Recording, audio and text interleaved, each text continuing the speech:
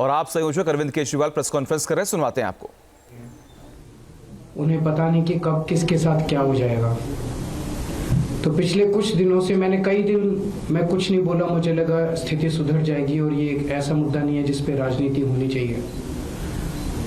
लेकिन जब स्थिति बद से बदतर होती जा रही है और खुलेआम दिल्ली के अंदर सड़कों के ऊपर गोलियां चलने लगी हैं, ऐसा लगता है कि गैंगस्टर्स ने दिल्ली के ऊपर कब्जा कर लिया है, तो मुझसे चुप नहीं रहा गया और मैंने दिल्ली की कानून व्यवस्था को लेके सवाल खड़े करने चालू किए। मैं नांगलोई गया। नांगलोई में एक दुकान वाले के दुकान के बाहर 2 मोटरसाइकिल पे सवार व्यक्ति आए और उन्होंने धुआंधार गोलियां चलानी चालू की। मैं नांगलोई गया, मुझे नांगलोई जाने से बीजेपी का कार्यकर्ताओं ने रोका, मुझे रास्ते में रोक दिया, मुझे जाने नहीं दिया, पता नहीं क्यों। पूरे दिल्ली के अंदर आज बिजनेसमैन डर के माहौल में जी रहा है। उसे फिरौती की कॉल आती है, अगर वो फिरौती नहीं देता तो थोड़े दिन के बाद उसके दुकान के सामने शूट आउट हो जाता है, एक मैसेज देने के लिए, संदेश देने के लिए कि अगर तूने नहीं किया तो तेरे साथ कुछ भी हो सकता है। आज बिजनेसमैन को ये नहीं पता मैं सुरक्षा के लिए कहां जाऊं। कल मैं पंचशील एनक्लेव गया। पंचशील एनक्लेव में वो एक तरह से 64 साल देश का, दिल्ली का सबसे पॉश एरिया माना जाता है। वहां पे 64 साल के एक बुजुर्ग की निर्मम हत्या, चाकू गोद के उनकी निर्मम हत्या कर दी गई।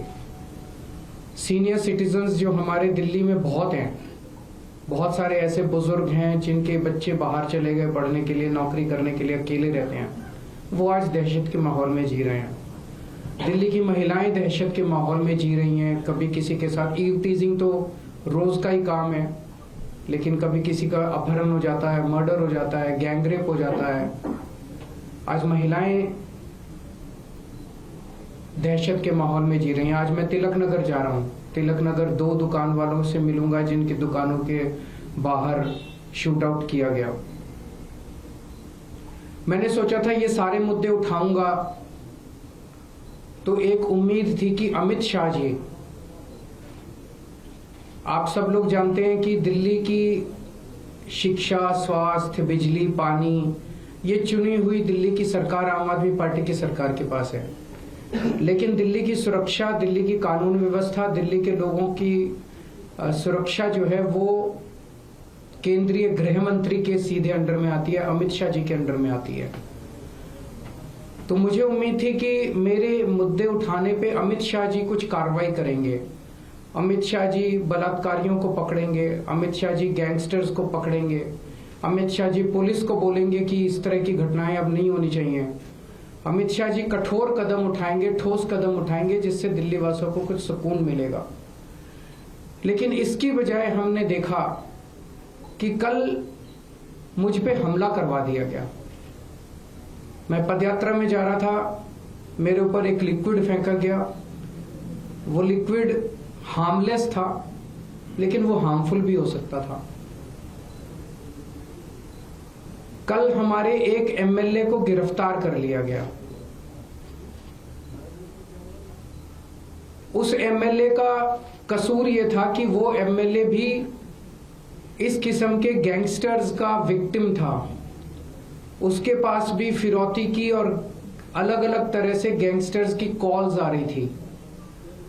आज से 1.5-2 साल पहले उसके पास कई सारी कॉल्स आई, जिसकी बाकायदा उसने लिखित शिकायत दिल्ली पुलिस को की कि मेरे पास कपिल सांगवान उर्फ नंदू नाम के गैंगस्टर की बार बार कॉल्स आ रही हैं, मुझे धमकियां मिल रही हैं, मेरे परिवार को धमकियां मिल रही हैं, मुझे उनसे बचाइए।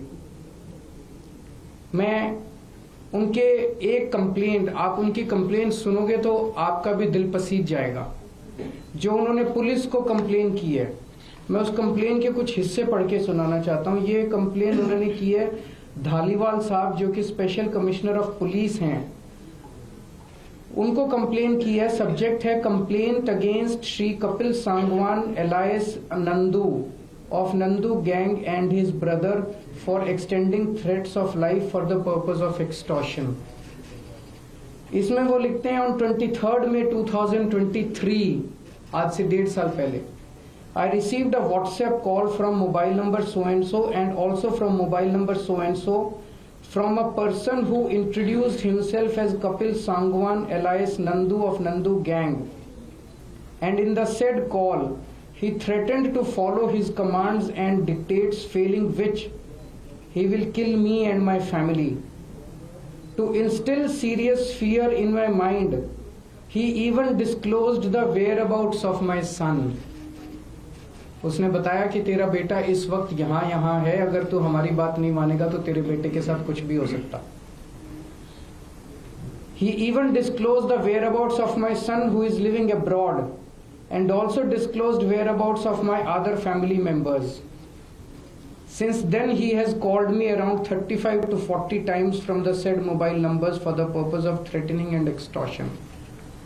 Kapil Sangwan alias Nandu further threatened that he has been giving threats and extortion calls to his potential targets to extract money from them.